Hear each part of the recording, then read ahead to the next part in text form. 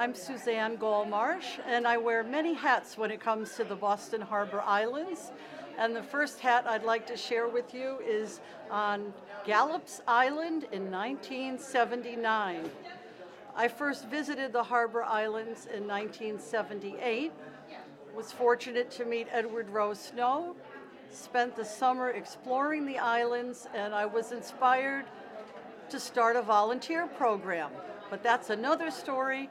Back to Gallops Island, I applied for a seasonal position as an island manager, and myself and Kathy Abbott lived on Gallops Island 10 days on and 4 days off. And this particular photo shows a dear friend of mine, Abigail Avery from the Sierra Club, Marcia Rockefeller.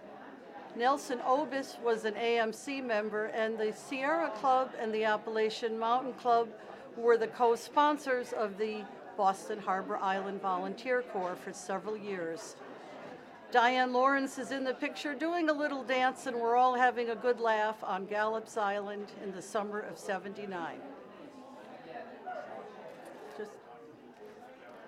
So going through a time tunnel, it's now 1981, Long Wharf, Boston.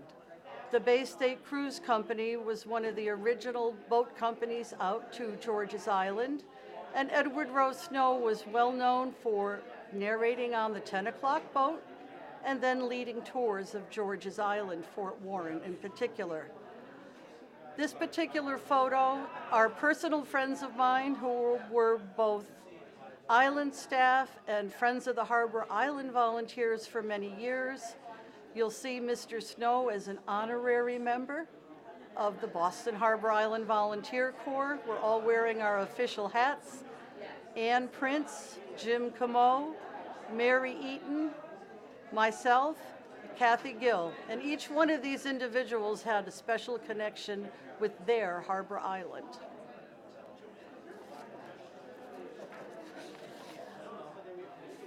Nix's Mate, where pirates were hung in chains, Mr. Snow liked to say. This was once an 11-acre island. Back in 1991, a Friends volunteer named John Forbes organized a trip, and he's the photographer for this picture of several Friends volunteers, as you can see. Over the years, Nix's Mate has been restored by the U.S. Coast Guard. Thanks to the efforts of Friends of the Boston Harbor Islands, it's now on the National Register of Historic Places.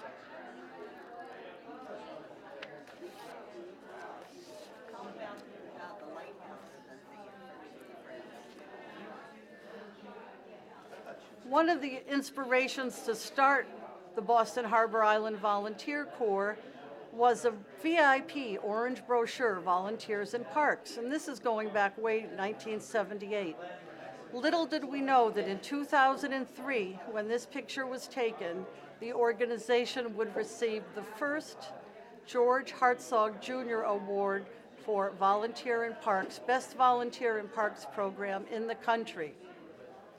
One of the hats I'm wearing is a National Park Service Ranger, as you can see in this picture, with Kelly Feldner, Supervisory Ranger.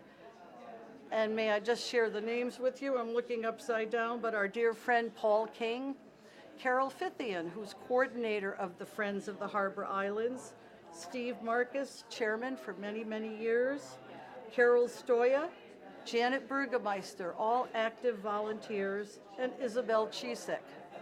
One of our proudest accomplishments is starting back in 1986, the public trips out to Boston Light on Little Brewster Island. Boat trips and public education are a big part of the Friends, and we were recognized for our efforts.